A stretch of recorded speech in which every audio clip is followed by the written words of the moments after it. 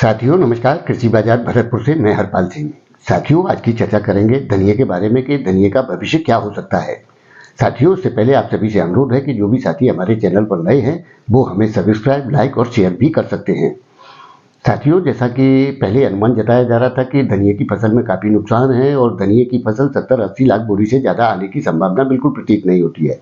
लेकिन साथियों लगातार आवकों ने ये साबित कर दिया कि जो पूर्वानुमान थे वो ध्वस्त हो चुके हैं और धनिये का जो उत्पादन है वो बम्पर मात्रा में मिले जा रहा है।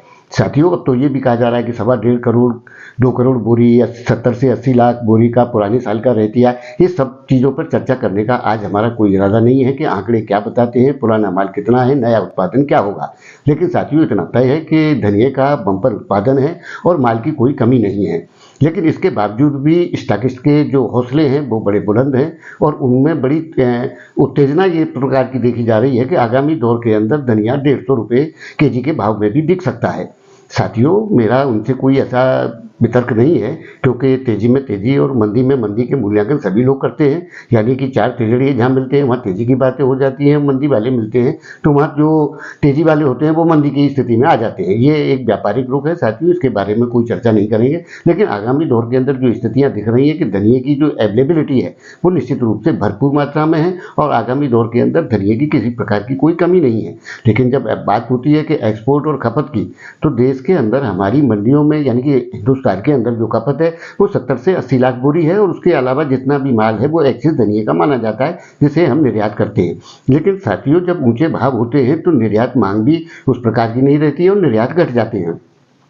साथियों निश्चित रूप से स्टॉकिस्ट के हौसले बुलंद हैं और उसका जो स्थितियां हैं वो भरपूर भी हो चुकी हैं, जिसके चलते आज स्थिति ये देखी जा रही है कि एशिया की सबसे बड़ी मंडी रामगंज के अंदर धनिये की जो आवकें हो रही हैं उनमें से केवल 30 से 40 हज़ार कट्टे का ही जो है निस्तारण किया जा रहा है, जबकि बाकी का माल फॉरवर्ड आगे की तारीख को भेजा जा रहा है। साथियों ऐसी स्थितियों से लगता है कि जो धनिये की स्थितियां यानी कि अभी भी जब हम बात करते हैं हमारे साथियों से कि आगामी दौर के अंदर किस प्रकार से धनिये की स्थितियों को देखते हैं तो वो निश्चित रूप से तेजी की बातें करते हैं और कहते हैं कि जब भी आवकों का दौर घटेगा तो निश्चित रूप से धनिये में तेजी की स्थितियां देखने को मिल सकती हैं। लेकिन साथियों मेरा मत थोड़ा सा इससे भिन्न है कि मैं उस प्रकार की तेजी इसमें बिल्कुल नहीं मानता हूँ। हाँ एक ट्रेडिंग जैसा साल है क्योंकि माल की अवेलेबिलिटी है और अच्छे मालों की कोई कमी नहीं है। जो धनिया गीले भाव बिक रहा था वो आज सूखे भाव माल मिल रहे हैं, यानी कि निश्चित रूप से दबाव की स्थितियां देखने को मिल रही हैं और आगामी दौर के अंदर जैसे कि लोग जून माह में बड़ी तेजी की संभावनाएं व्यक्त कर रहे हैं, लेकिन हो सकता है कि उनका मत ठीक हो, लेकिन आगामी दौर के अंदर धनिये में किसी मोटी तेजी की संभावना फिलहाल के दौर में प्रतीत होती नजर नहीं आती है और आगामी स्थितियां ट्रेडिंग टाइप के व्यापार की रह सकती हैं कि लेना देना बराबर चलता रहे।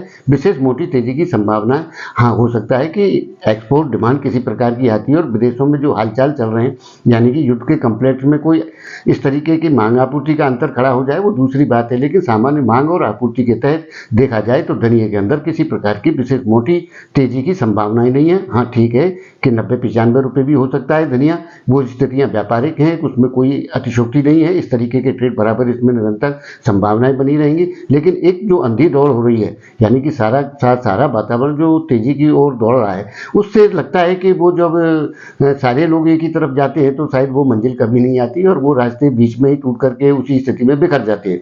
तो साथियों निश्चित रूप से इस तरीके की स्थितियों से किसान को तो लाभ होता है, लेकिन स्टॉकिस्ट और व्यापारी को निश्चित रूप से बड़े नुकसान की संभावनाएं बन जाती है क्योंकि बाजार जब आवकों के दौर पर जब नई फसल आती है तब ऊंचे बने होते हैं तो आगामी दौर के अंदर स्थितियां विपरीत भी हो सकती हैं। लेकिन साथियों उम्मीद के है व्यापार का नाम है, इसलिए उम्मीद बना करके रखें और आगामी दौर अच्छी संभावनाओं के तहत जो भी आते हैं उनको भुनाने का प्रयास करें।